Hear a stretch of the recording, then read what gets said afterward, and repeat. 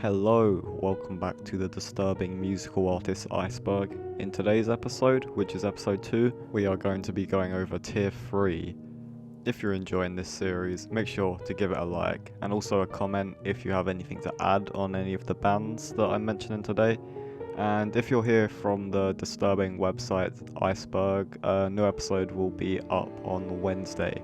I'm going to be doing these probably twice a week, I'd say, so one episode each week, maybe more if I'm feeling up to it, but that's just the default.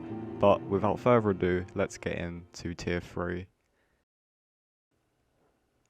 Okay, first band today is called Throbbing Gristle, and they are an industrial, post-punk, noise, and experimental band. They were an English band and also a visual arts group who were formed in 1975. They formed in Hull and they are widely regarded as pioneers of industrial music. They evolved from the experimental performance art group COUM Transmissions. Throbbing Gristle made their public debut in October 1976. The band released a lot of material and also live albums, including the third and final report of Throbbing Gristle, which was released in 1978, 20 Jazz Funk Greats 1979, and Heaven and Earth 1980. They released all of these on their own record label called Industrial Records. They built a reputation with their transgressive and confrontational aesthetics. They included the extensive use of disturbing visual imagery. They used Nazi symbolism and pornography, as well as that of sound manipulation, which is noise and pre-recorded tape-based samples, which was influenced by the work of William S. Burroughs and Brian Gissin.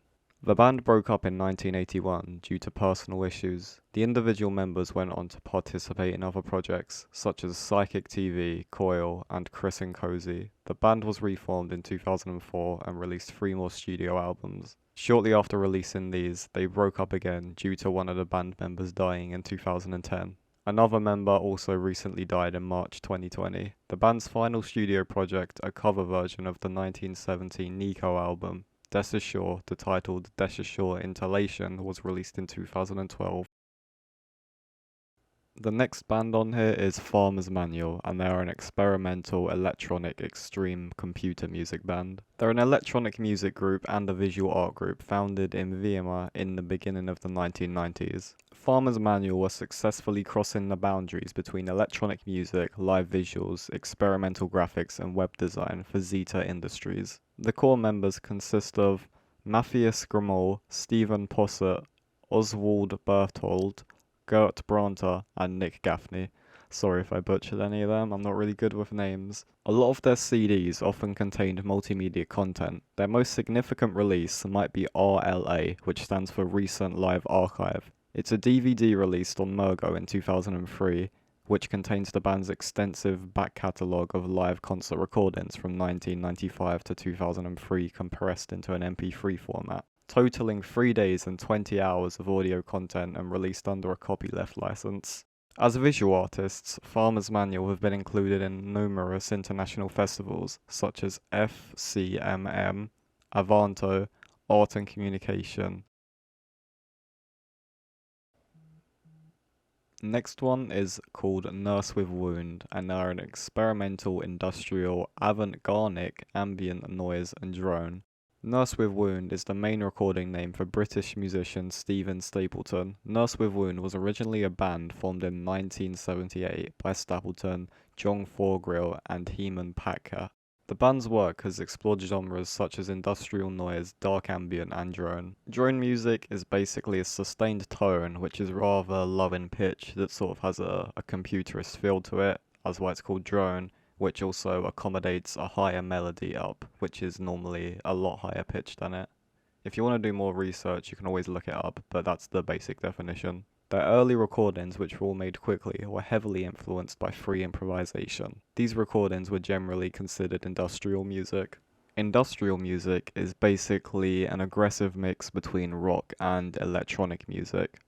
I feel like this is a good time to explain it, so that you're not confused later on. This next band is a very infamous one. They go by the name Hantaresh, and they produce danger music, Japanoise, industrial, and avant punk. Hantaresh, which means snot-nosed in Japanese, was a noise band created by Yamataka Ai and also Mitsuru Tabata. They formed in Japan in 1984 after they met as stagehands at a show. After the release of the first album, the I was dropped for the name and it became Hantaresh, as it was previously known as Hantareshi. They used a variety of unusual noise in their projects, including power tools, drills, and heavy machinery. They were notorious for their dangerous live shows. Some of the band's most infamous show included I cutting a dead cat in half with a machete. He also strapped a circular saw to his back and almost cut his leg off one time, and most famous of all, he drove a bulldozer through the back of a venue, which is what you can see on screen now. At a 1985 show in Tokyo, the audience were required to fill out forms due to the possibility of harm caused by the show. The show was stopped due to Aya preparing to throw a lit Molotov cocktail onto the stage. The performance cost 600,000 yen, approximately $9,000 in repairs. After several years of the intense live shows, they were forbidden from performing at most venues, and they were only allowed to return to live performances in the 1990s after I would agree to cease his destructive onstage behaviour. This is a band that I can talk about for a long time because I find them very interesting, but as I said, there are a lot of other videos on bands like this. There's a really good one on hantaresh, so if you want to know more, look it up. And I'll also leave a link to that video in the description because I think it's very good. Now we have another Japanese noise project. This one goes by the name Mechabel, and this one was started in 1979 by Masami Akita. They're best known for their style of harsh, confrontational noise, and since 1980, Akita has released over 400 different recordings and has also collaborated with a lot of different artists. They say that they are inspired by a lot of different artists and a lot of different genres, such as progressive rock, heavy metal, free jazz, and early electronic music. The name comes from a German artist called Kurt Switcher's artwork called Mechabel, in which Switchers transformed the interior of his house using found objects, and the name was chosen to reflect Akita's Dada influence and junk art aesthetic. Since the 2000s, he has been inspired by animal rights activists and environmentalism, and began to follow a vegan, straight-edge lifestyle. As well as being a musician, he has also been a writer and an editor for several books and magazines in Japan, and has written several books of his own. He has written about a variety of subjects, mostly about music, modern art, and underground culture. His more renowned works were on the topic of BDSM and Japanese bondage. Other art forms Akita has been interested in include painting, photography, filmmaking, and dance. Next on our list is Atrax, also known as Marco Corabelli. He was an Italian noise musician, and a lot of his early material was released on cassette tapes. They would be released under a sort of compilation as an industrial/noise cassette underground of the early 1990s, and often these cassettes were released on his own label. His label was called Slaughter Productions, and some of his cassettes have now been reissued on CD throughout the late 1990s. He released numerous CDs on prominent noise labels such as Self Abuse Records, Release, Old Europea Calf, RRR Records, Crowd Control Activities, and Ars Benova Matter. However, sadly in 2007 he killed himself by hanging. He was only 37 and died on May 6th. Sorry, this is a bit of a short one. This is all the information that I could mainly find on him, so if you have anything else to add, please leave it in the comments below. Next on the list, we have someone called Golly Khan. Simply put, Golly Khan spent nearly 20 years making music that defies description. His work covered a wide variety of electronic and field recordings. He is a prolific artist who wears many hats. He is a sound artist and a composer, and his Bandcamp page features a staggering 671 releases, and he also runs a label. Also, this is another one where I didn't have that much information. I don't know why, but for this artist in particular, I found it hard to get things like this on him, but maybe I was just searching in the wrong place. Anyway, like I said before, if you have anything to add, leave it in the comments below. Okay, we are about to get nasty. This band is called Meat Shits, and ironically, the band that I wrote the most about in the script is the band which I have the least amount of photos for. I have 2 in total. So Yeah, they were very hard to find because a lot of them wouldn't exactly be allowed on the YouTube, but anyway, we are about to get into them. They are a porno grind band from California and they started as a noisecore band in 1987. They have 35 releases, which is 10 albums and 20 EPs. This band was led by a very angry man in California called Robert Deathrage. In 1988, the group became more than Robert after female bassist Scruffmuff approached the guitarist to form an actual band. They recorded the Bowl Rot demo and the band and man were known for homophobia, and we'll get into that a bit later. But anyway, gore, horror, and misogyny was also something that they were heavily into. Now, don't really know how to begin this bit, but we're going to get into some of the names of the songs off their first demo. So they are titles like Fuck Frenzy, Fag Killer, Mental Midget, Menstrual Samples, Regurgitated Semen, and Eat My Fuck.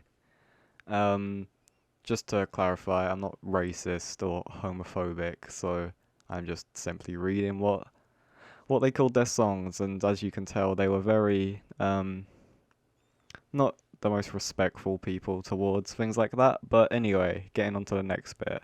Their most popular release was probably called Ecstasy of Death, which was issued by Morband Records in 1993 and contained 55 tracks.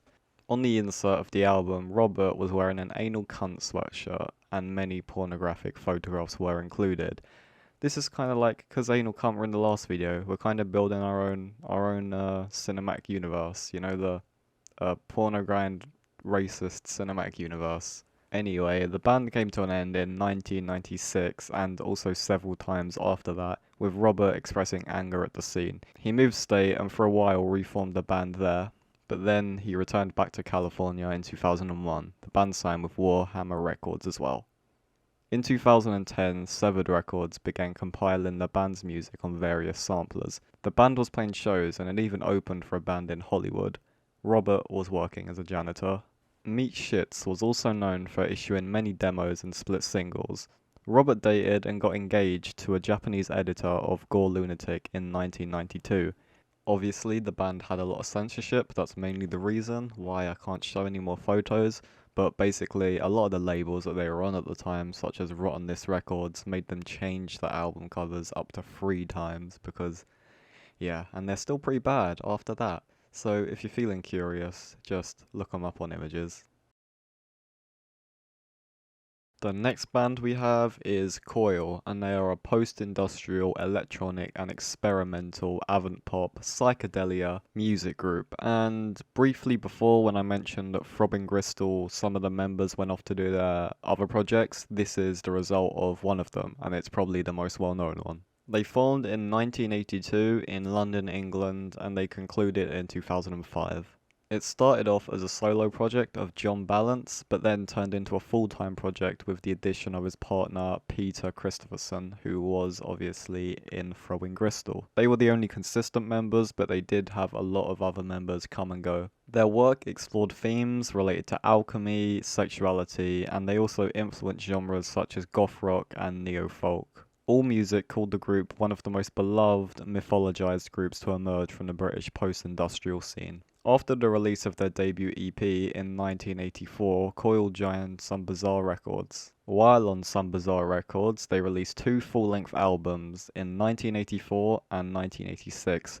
After that, they departed from them and established their own record label called Threshold House. They released the rest of their music on this label. However, money problems slowed the group's work in the early 1990s before they returned to the project on releases such as Astral Disaster in 1999. And last on this tier, we have Jandeck, who is a lo-fi, folk, and blues artist. It is the musical project of Corwood Industries, who are a record label who are in Texas and have been a record label since 1978. Corwood Industries has independently released over 100 albums/DVDs of unusual, often emotionally dissolute folk and blues songs, and they do all this without ever granting more than the occasional interview or providing any biographical information. The folk that they produce is very unconventional and different to most folk music, as it uses unconventional chord structures and things. The music is unique, but the lyrics are mainly country blues and folk tradition of East Texas. And that is it. Tier 3 is finished. Well, sort of finished. I missed out hair stylistics, mainly because when I was halfway through the research, it kind of got lost and I didn't have a script for it. So I'm going to do that at the beginning of next episode. It's only one and the video was pretty fleshed out anyway. But apart from that, thank you so much for watching. If you liked it, give it a like. Why not subscribe? Next episode coming next week. And also, shock website, disturbing website is coming in 2 days from now. Yep, 2 days from now, so stick around for that. As I said, if you have anything else to add, feel free to leave it in the comments below. But apart from that, enjoy your day. I hope this video was good and stay spooky. Goodbye.